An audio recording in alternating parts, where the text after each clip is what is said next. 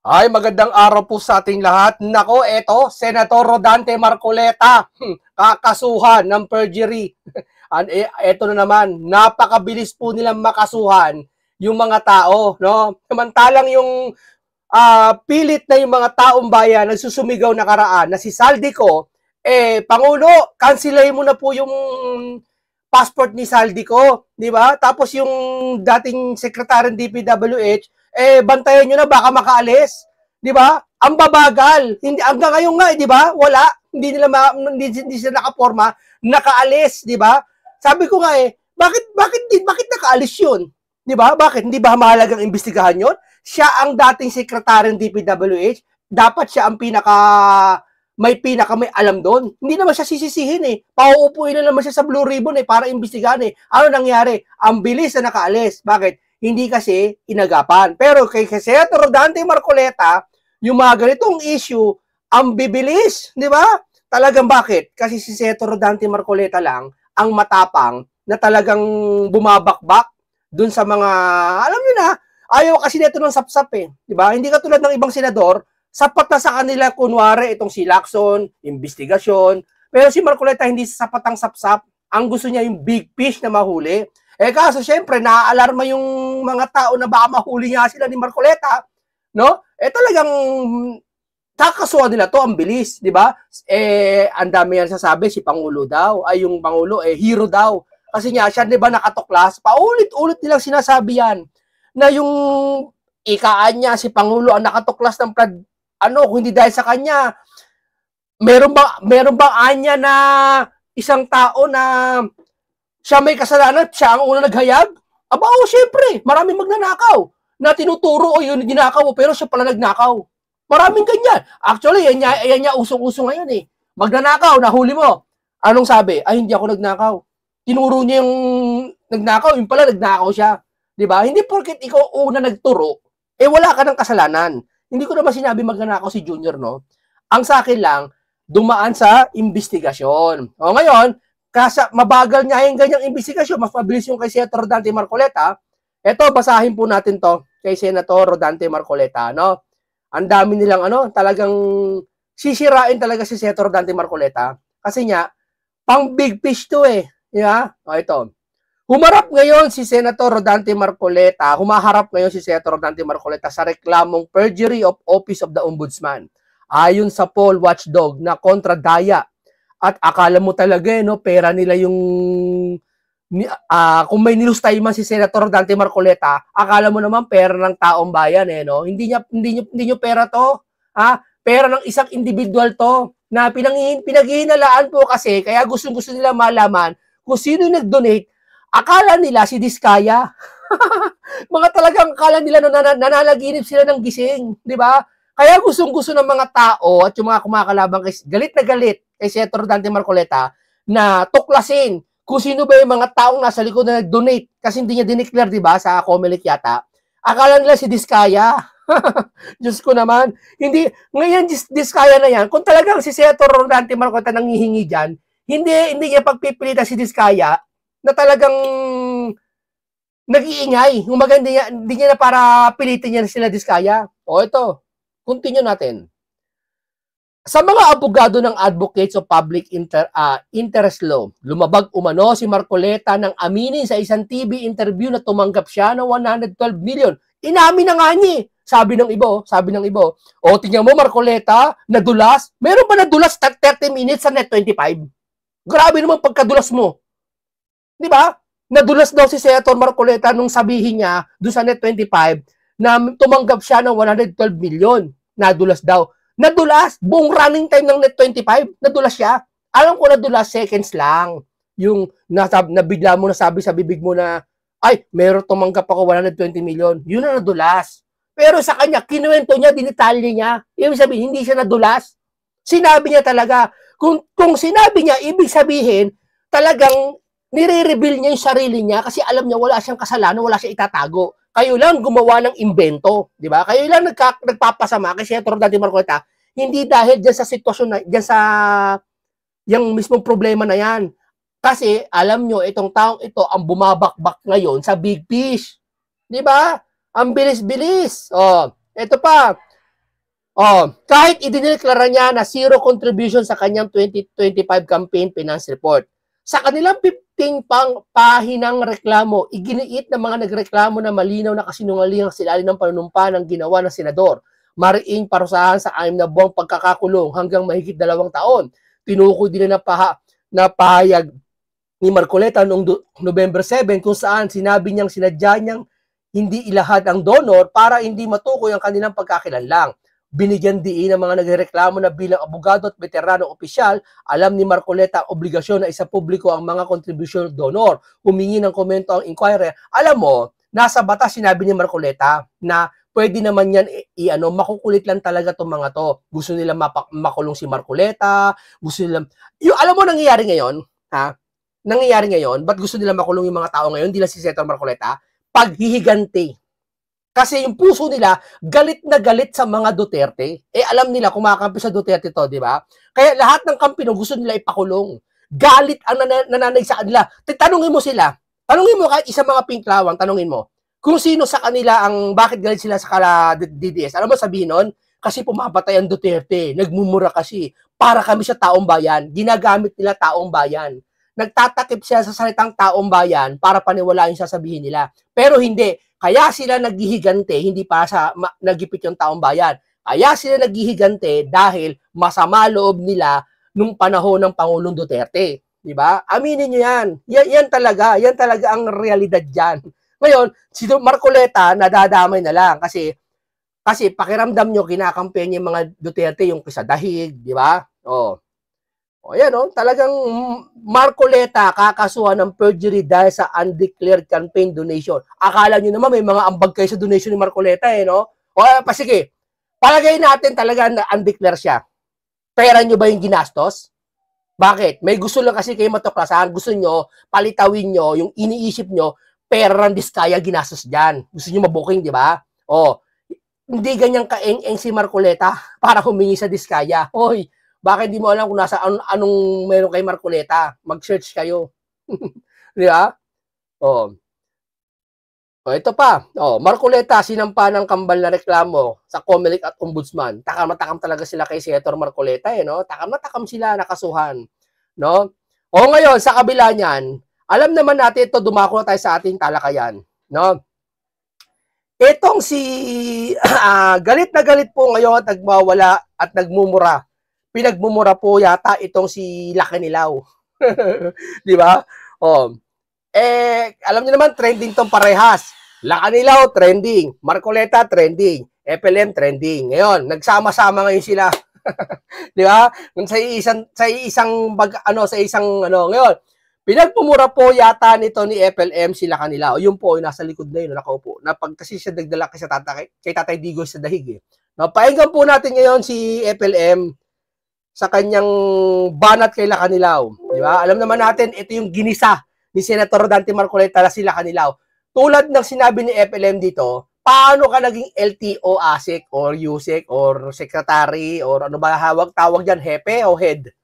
Paano ka naging ganyan kung ano kakayahan mo? Ito yung sinasabi ni Senator Dante Marcoleta nakaraan na paano ka naging LTO na hepe? Kung ikaw lang ay nagdala kay Tatay Digong sa dahig. Di ba? Ito, pahinga natin ha. Magandang hapon. Masabang balita para sa akin. Nirevoke na rin ang tuluyan ng LTO ang aking lisensya. Di okay. Di wow. Revoke nyo na. Revoke nyo na. Yusek Lacanilaw. Ang galing ko talaga. Wala man lang wala man lang pagkakataon sumagot Kahapon, show cause order, supposed to be, sasagot kami ngayon, nagpe-prepare na. Kung totoo man ang sinasabi niya, ito papano ko sa inyo Tanyo napakabilis kumilos. Ang bilis kumilos, di ba? Pag talagang gusto nila, ang bilis. Mantalang yung nire-request ng taong bayan kay Saldico, kansilahin nyo na po yung passport. Hanggang ngayon wala. Hinintay pa lang ikanta sila bago ikansila. Di ba? Paano pala kung di kayo ikanta? Hindi di makakansila. Sino apektado? Kayo ba? Hindi, kaming taong bayan. Kami ang taxpayer Di ba? Bakit yung bang pagpapasya nyo sa sarili nyong puso, pagpapasya nyo? Ay, hindi kayo public servant. Dapat sumunod kayo sa amin, inuutosan namin kayo. Diba? May karapatan kami utosan kayo kasi kayo kapasahod namin kayo. Ano yung utos namin? Magaan naman yung utos namin na, please, pakikansela na po. Eh, mas nauna pa si Marcoleta ang kasuhan kasi Kiko Di ba? Sa mga to Kami, bigla ka namang naglabas na revoke na. Ang galing. At saka wala akong na-receive na show cause order, ha? Galing mo, Well, magkita tayo. Tayo mo kaso. Pati sa ombudsman, kakasuhan kita. Abuse of power ka. Pero ang tanong ko yung sagutin mo, Lakanilaw. Bakit nyo hinayaan na yung sasakyan ko na naka-alarma ay may transfer sa ibang pangalan? Bakit mo hinayaan ganun? No problem, di na ako magmamaneho. Hired na ako ng driver habang buhay. Bibili na rin ako bago sasakyan, syunga. Ay, nako. Yeah. Ganda na action mo, Di ba dapat, matanggap ko yung show cause? Hindi ko pa natatanggap, hinihintay ko yung formal na show cause order mo. Wala pa ako natatanggap, revocation na agad ng license ko. Sa'yo na! No problem, di wala na akong pagod kayo, di na ako magdadrive. Di ba? Dagdag na nga lang ng tao na driver ko. Tama na, may edad na ako Hanap na lang ako ibang driver. Sige. Yan ang gusto mo. Okay, fine. Cool ako. At least sa akin, hindi ganun Sabi niya nila nadagdag na naman yung kaaway ni FLM. Pero may nanood ako ng live dito kagabi. May mga nagko-comment sa kanya, Sabi ko nga kung gusto mo mahalin ka ulit, FLM ng taong bayan. Kung gusto mo lang mahalin ka, kung gusto mo yakapin ka ng taong bayan, dapat sinseridad ka na, titip ko lang to, pero joke lang to. Akin lang to, huwag yun na anuhin. Mag-DDS ka. Tapos si Anjo Iliana, nag-DDS. Di ba? Una, galit sa kanya yung mga tao, nag-DDS siya, yun. Di ba? Hindi kasi, mga DDS kasi, ang kaganda sa mga DDS, flexible. Tatanggapin ka nila kung ikaw, traidorin mo sila o hindi, flexible. Hindi ka tulad ng ibang pinklawan dyan, mga pinipilan nila yung mga edukado kuno. Di ba? Hindi ka tulad ng mga, kaya nagustuhan ko ng mga DDS Pero hindi ako DDS Nagustuhan ko lang sa iba sa kanila kasi niya flexible. Di ba? Awayin mo sila ngayon, okay lang. Pero pag nanghihingi ka ng sorry, okay lang din. Hindi ka tulad ng ibang pinklawan, walang kapatawaran pag nagkasala ka sa kanila. Yun sila. Isipin mo na sa Tatay Digong, nakulong na, dapa na, gusto pa nilang sipain. Di ba? Asan ang kapatawaran sa kanila? Yung triniling, hanggang ngayon, di makamove on kulong na Aba, isipin mo, may nag-post sa mga pinklawan, kulang daw kamatayan ni Duterte para mapatawad. Aba, tindi naman ng mga to. Ano kayo si Lucifer? Di ba? Ang tindi ng mga to. Tinuruan pasamain ang kanilang mga puso. Di ba? Hindi lang ako pwede mag-drive, passenger na lang ako, bibili na lang ako bago sasakyan. Yun. Yun na yung worst. Okay. Ikaw. Kupil ka talaga, Lakanilaw. Oo. Tragya ka. Paliwanag mo bakit yung nakaw ko sasakyan na transfer.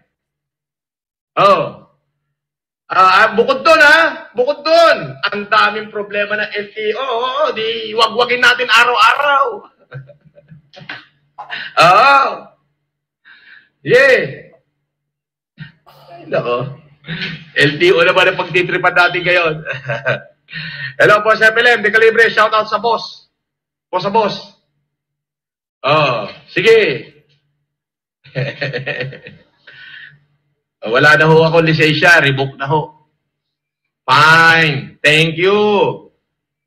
Ano yung kakaso ko kay Lakanilaw? Maraming kaso yan. Yung sasakyan ko, nakaw, naka-alarma, may HPG report, kompleto ko na report, bakit na i-transfer sa ibang tao? Natawa ako nito, naalala ko. Sabi niya mga nagko-comment, may bago kayo namang kaaway. Ang dami patindi kaaway nito ni FLM no? Sabi niya makukulong ka na. Hindi, di ba sabi niya ni MG, hindi ko alam kung gaano katotoo yun, gaano ka-legit, na makukulong na daw talaga to, mahohoyo, ika nga, no? Mahohoyo daw, na isang araw daw, mabi-breaking news na FLM, hinuli na, kinulong, di ba?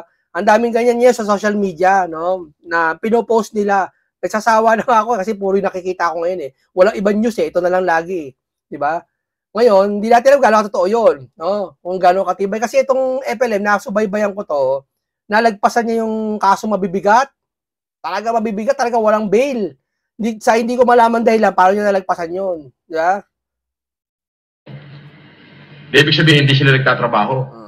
Yung mga matitinding problema, hindi nila ginagalaw. Dahil nagtitrending ako ngayon, okay, sumakay sila. Oh? Yun ang pinaka pinupunto ko nakaraan pa. Talaga sumasakay sila dyan. Di ba? Alam nilang sikat tong tao na to trending to kahit saan Di ba? Kahit anong newsfeed kahit anong social media, makikita mo mukha na ito ni FLM Diba? Yung ginamit nila yung pagkakataon na yun. Sige, kasuhan mo para masabi yung ahensya nila kung may kilos. Fine. Good. Di ba?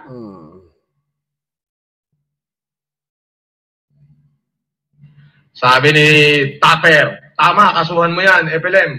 Wala ka na silang ginawang tama. Di ba? Kasuhan talaga. Abuse of power. Bukod sa abuse of power, sobra. Wala pa ako natatanggap na wala pa ako natatanggap na show cause, formal na show cause order para magpaliwanag. Nag-post sila sa Facebook, vlogger, wala naman sila nilagay na pangalan. Ngayon, revoke na yung lisensya ko. Dahil tinamaan siya sa sinabi ko. Totoo naman. Bakit yung mga encumbered na sasakyan? Ang daming encumbered na sasakyan.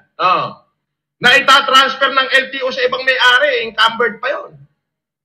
LTO. LTO, magsalita kayo. Ako, okay na. You already did your worst. I have my worst. I accept my fate. What is my fate? I cannot drive no more. And my license is revoked. Fine. I accept it. But, you know, what is unacceptable? Hindi pa ako nakakatanggap ng show cause formal na show cause order. Kahapon ko lang nabasa, Facebook pa yon, wala pang nakalagay na pangalan. Okay, yung muka ng vlogger na sinasabi mo, naka-blurred. Hindi ko matukoy kung ako. And then...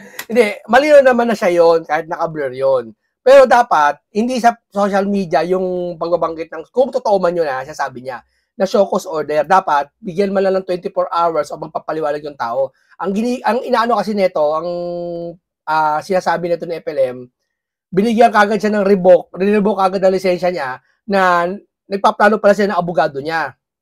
Ngayon, to prepare para sasagot sana kami, at timano, ngayon lang, nirevoke nyo ng lisensya ko. Di kupel ka, Marcos Lacanilaw, malaki kang kupel, di ba?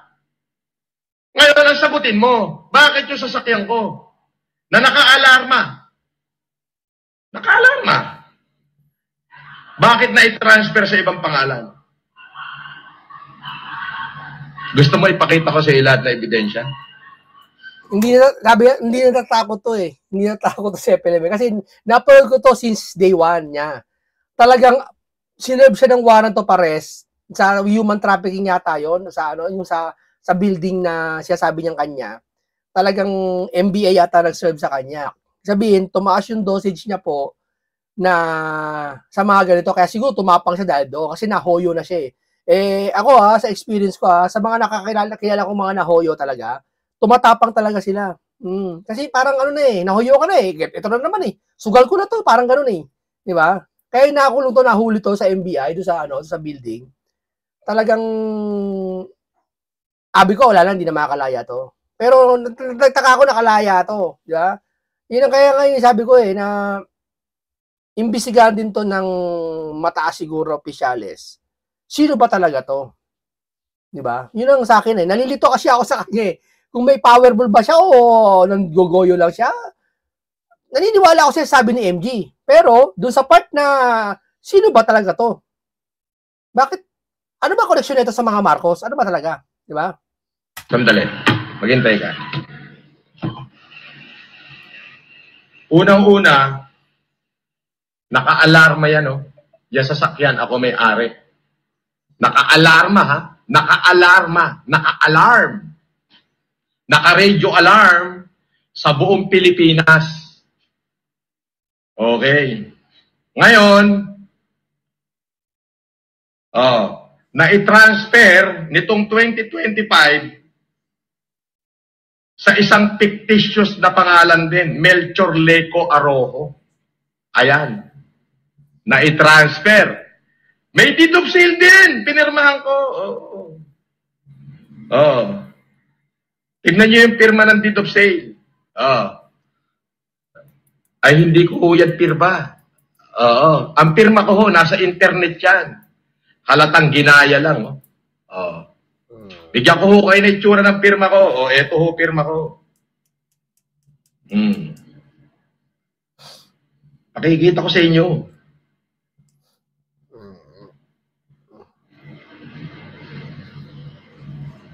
Pakitaan kita ng pirma.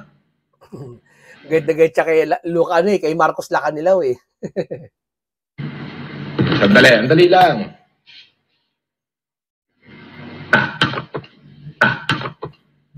Alam mo naman kasi itong panahon na to, sabi ko nga sa inyo, pag ikaw kalaban, ang bilis-bilis nilang aksyonan ikaw. Pero pag ikaw pagkakampi ka pala, pag ikaw lumaban sa kanila, ang bilis-bilis aksyonan.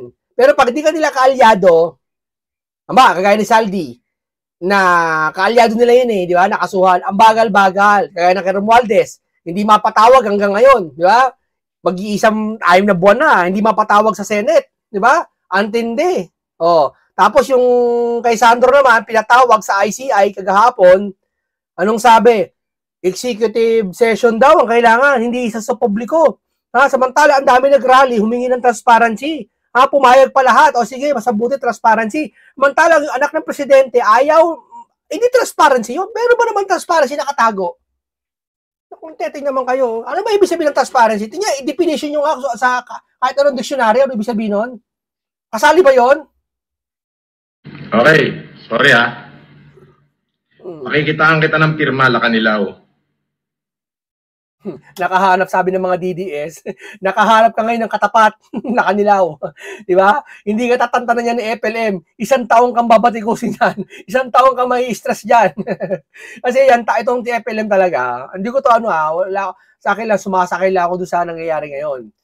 Eto, hindi ka tatantanan nito, kahit suguri mo to ng maraming basher, hindi to na-stress basta-basta. Maliban nila ako ipakulong to ni, sino man,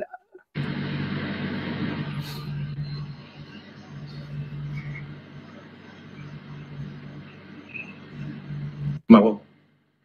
Ngayon, ito yung pirma na deed of sale. Halatang halatang binulabog lang yung pirma. Tapos yung ID na ginamit na ID ko ay driver license na nakuha sa internet. Idinagdag pa.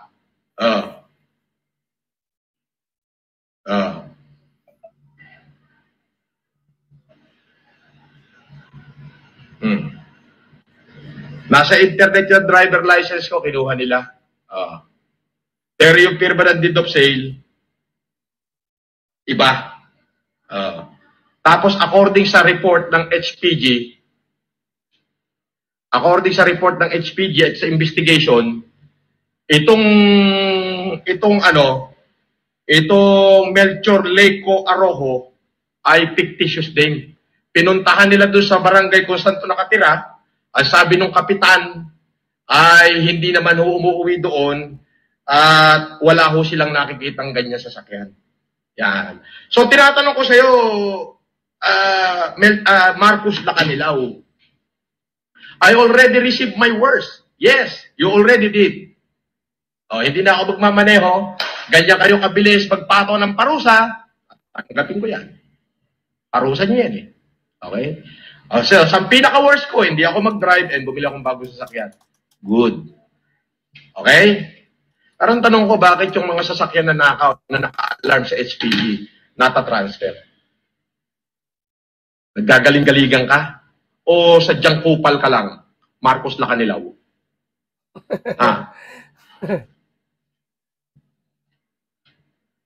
Trabaho ba yan ng isang professional na tao? Ha? Tuwan-tuwa, mga DDS, napanood ko to, gapon. Tuwan-tuwa siya. Bigay, balatan mo. Yung nagdala kay Tatay Digong sa dahig.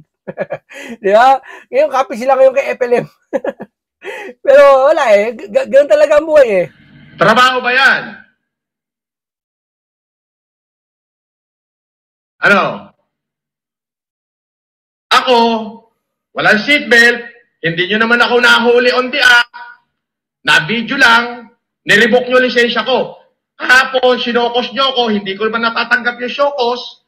Okay, walang pangalan nakalagay, basta vlogger lang, yung muka, naka-blurred. So, paano ko malalaman ako yun?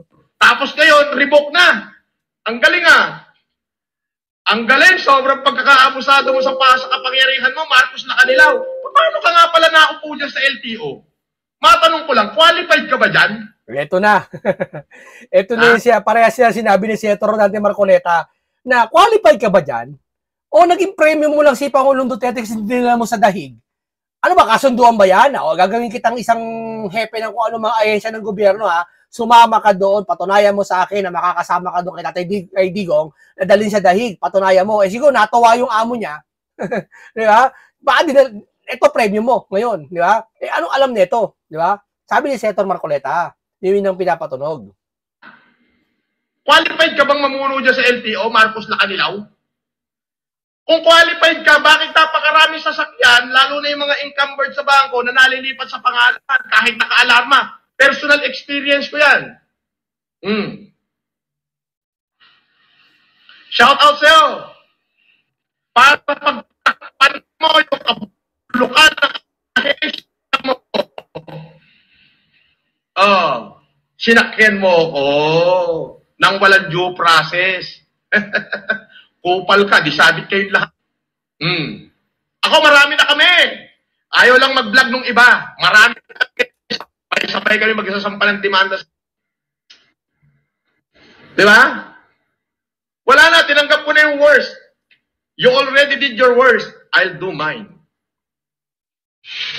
Kaya may question lang ako parang hindi kaya nakakasira sa reputasyon ng Pangulong Bongbong Marcos tong hindorotot na ano na to? Hindi, alam mo kasi, lahat talaga ganyan. Kaya nag-resign lahat ng mga nasa ano niya eh. Di ba? Ito at ang DOJ, nag-resign yata eh. Tapos, nakala si Lucas Bersamin. Di ba? Bili mo, little president, nag-resign. Sipin mo yun. Di ba? Tapos, sa kanila, wala lang yun. Ang sabi pa ni Auntie Claire, ha? Ito, nakakapag-itang ulo. Sabi ni Auntie Claire, ha? Kaya doon nag-resign to mga to. Tinanong siya ata ng media, ba't nag-resign lahat ng ano mo, ng ganyan-ganyan, gabinete, etc. etc. Sabi niya, okay lang mag-resign kasi may delikadesa. Hindi ko tulad ng ibang dating nakaupo na Pangulo. Kinumpara na si Duterte. Ganyan yan, si Auntie Claire. Kinukumpara niya lagi yung mga nangyari kay Duterte kumpara sa kanila.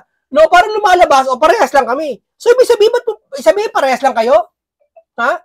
Sagutin mo yung tanong, huwag mo ikumpara. Wala na kaming pakialam sa nakaraan. Kayo na ang bagong, diba? Kayo ang presidente. Kayo ang hinalan ng bayan. Kayo ang bago. Huwag ka magkukumpara.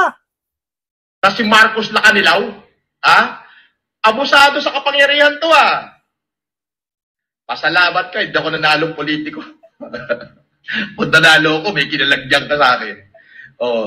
Hinagis kita sa kangkungan. Ginawa nyo na yung worst ko. Okay. Fine. Hindi na ako pwede mag-drive for life. Inyo na. Diba? Daig mo pa yung Diyos, Daig mo pa Diyos kung umasta. Ang tuli na. Kahapon, showcos, wala man akong natatanggap. Supposed to be, pinag-aaralan ng mga abogado ko kung paano kami sasagot. Kasi wala ka nilagay na pangalan sa showcos mo. Wala ka rin nilagay na plate number sa showcos mo. Yung mukha ko naka-blurred. Di ba? Mahirap i-identify. Sa damit, doon ko lang nakilala. Abay, nung tinira lang kita kagabi, tuluyan mo nang nirevoke yung lisensya ko. Talagang power tripper ka, nakalilaw. Ang galing-galing mo naman. Ay, bakit yung mas malalalim na problema? Yung mga sasakyan, nanakaw, stolen, bakit nagta-transfer sa iba? Ganyan yan, sir. Di ba, dyan sa Pilipinas, yung mga malalalim na problema, ayaw nila asikasuhin. Yung mga problema, hindi naman dapat unahin, inuuna nila para na mapagtakpan yung malaking problema na dapat asikasuhin. Kaya kasi Senator Marcoleta patong-patong na kaso inaharap niya ngayon, di ba? Kasi ilang paraan nila para yung taong nagpupursumigi na matuklasan yung big fish, ayan ang gagawin nila. Bakit di nyo bine-verify na mabuti? Ito yung atay nahuli siya, ito si FLM, nahuli siya ng NBI. Kung napagkakaalam niyo po, nakulong po to si FLM. Ito yung hinuli siya at nagkaroon siya ng kaso. No? Sa atin na naman, ako naman, hindi ko naman hinahamak yung tao. Paniniwala ko kasi pag ang tao dapa na, wag mo na sipain. Di ba? Ano ba, kung ito naman, nahuli to, kasi day one, nanonood na ako sa kanya No? Nasubaybayan ko to, nahuli. Isa rin ako sa nalungkot noon, time na yun, nahuli siya dito. Ito, mugshot siya. Ngayon, syempre, ang sa akin lang, kaya ganito, kasi siguro katapang siya kay Lacanilaw. No? Pero hindi ako pabor sa kanya kung ano man ginagawa niya na inayag ni MG. Labas ako doon. Kung ano man yung mga niya, sa akin lang, hindi ko dinadama yung kung ano siya, no? Hindi kasi ako dating sa ganoon Hindi kasi ako yung mapagpaimbabaw. Titingin lang ako doon sa kamalian ng isang tao na maraming kamalian mo, libo-libo, no? Doon lang ako titingin sa'yo. Doon sa kabutihan na ginawa mo, din ako titingin. Di ba? Baliktarin mo naman. Di ba ganoon ang tao? Kahit anong daming kabutihan ginawa niya. Nakagawa na ng konting kasalanan, yung natitignan nila, yung kasalanan. Di ba? Hindi kasi ako ganoon Kahit anong gawa ng tao, o scammer mo, o anong ginagawa niya sa buhay niya na masama, may kabutihang ginagawa sa puso ang isang tao, tatandaan niyo yan. Iyan ang tunay na pag-isip. Di ba? Pero hindi sa kadahilanan na para magtiwala ako sa'yo, syempre. Iba yon. Ibinibigay sa mga, hindi basta-basta ibinibigay yung tiwala. Di ba? Pero ito, kaya nasasabi ko matapang talaga to, si FLM, dyan sa mga ganyang sagutan, kasi siya nahoyo na siya di ba? Kaya gusto niya ipahoyo ito si Lacanilaw. Abangan natin kung mapapahoyo nga niya, no? Kasi ito talaga dinampot siya nito Hindi lang siya pinusasa, no? Pero dinampot siya itong mga panahon ito. Ayan, yan, no? Okay. Tuloy natin. Wala ka ipuputos sa akin, personal experience ko. Ito lahat ng ebidensya niya, nasa akin. Gusto mo ng hard copy? Padalang kita, pero sa korte na lang. Diba? Pero ito ba sabi ko kay FLM, hindi ako magtitiwala sa kanya. Kahit sino naman tao, hindi ako magtitiwala siyempre. Maliban na siyempre nanay ko, kapatid ko, mga kaibigan ko malapit sa akin. Pero ito si FLM, masasabi ko, mahusay talaga siya sa bakbakan. Bagaman natalo siya ni MG, pero patuloy pa siya tumatayo Alam mo yun? Para bang isa siyang content lang ba to lahat? Alam mo yun, parang matcha-challenge ano ba to? Sino ba to? Marcos ba talaga to? Kamag-anak ba talaga ng mga Marcos to? Ano ba talaga to? Matcha-challenge ka sa kanya Na, ano ba to? Bakit na to? Mayaman ba talaga to? Hindi. Saan nakuha ng pera to? Iniisip mo siyempre nabuking na siya sa nabuking na siya, sabi, nabuking na daw siya sa mga OFW na pinagkukuhanan. Pero magtataka ka sa kuha ng pera to. Diba? Alam mo yun, may intriga ka Kaya, isa lang na ko dito talagang kahit papaano idol ko pa rin ito kahit konti Alam mo yun? Hindi na ako papaloko sa kanya sa personal, pero nakikita ko sa kanya, dapat ako, idol ko siya sa niya, yung mahusay siya mag-construct ng yun. Di ba? Kasi lahat naman tayo, iba-iba naman tayong iniidolo. Hindi naman porket masama, mabuti yung tao, iidolin mo na May mga katangian ka nakita sa kanya, kaya mo siya iniidolo. Ako, paano idolo ko pa rin to kahit konti? Di ba? Kasi, tamo, tapang niya talaga lahat kaaway niya Di ba? Hindi siya nagigipit kung natural na tao lang, gipit na to. Di ba? Hindi Parang matcha-challenge ka talaga. Sino ba talaga to?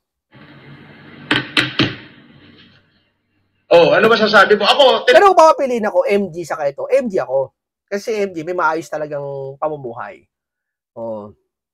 Tanggap ko na yung worst. Di na ako makapagmaneho. That's fine.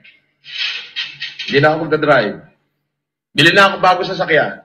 Good. Kuha akong driver. You already did your worst. Then let me do mine. Diba? Abusado ka sa kapangyarihan mo. Mr. Marcos Lacanilaw. Sobra ka abusado. Sobrang abuse of power ang ginagawa mo. Oh. Putok ka sa buho.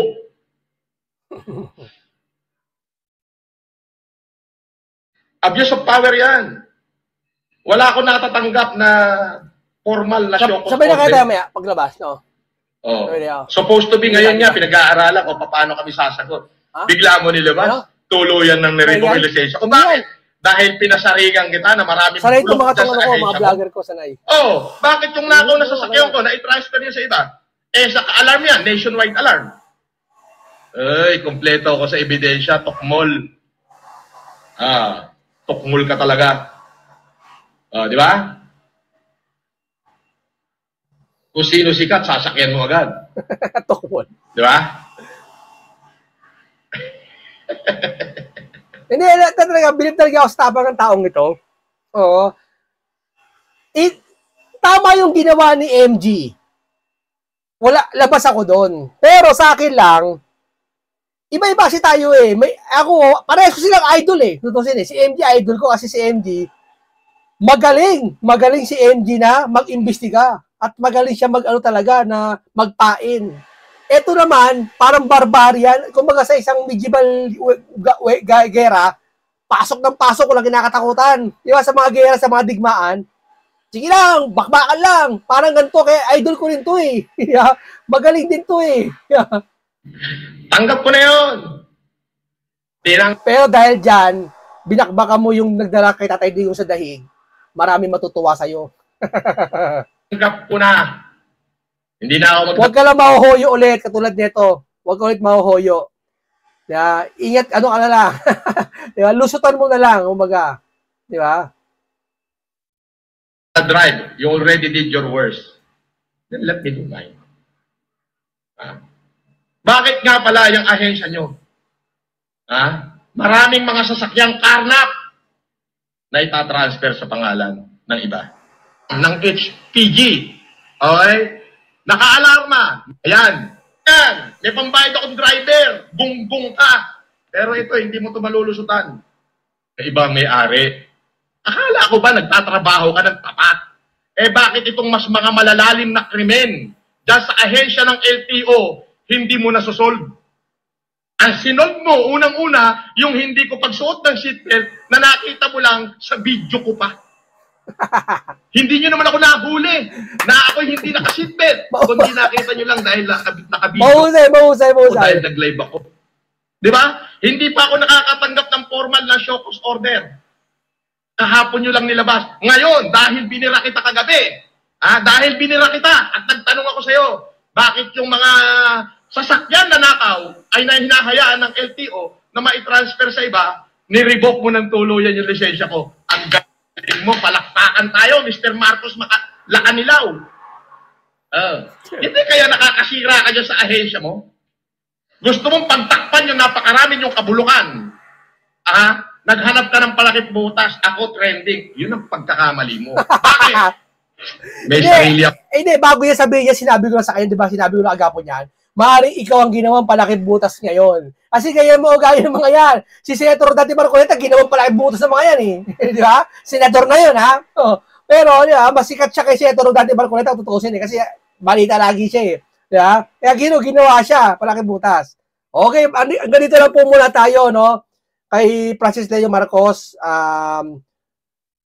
parehas ko kayong idol. Kaya bagala, ni MG. Paalam sa inyong lahat.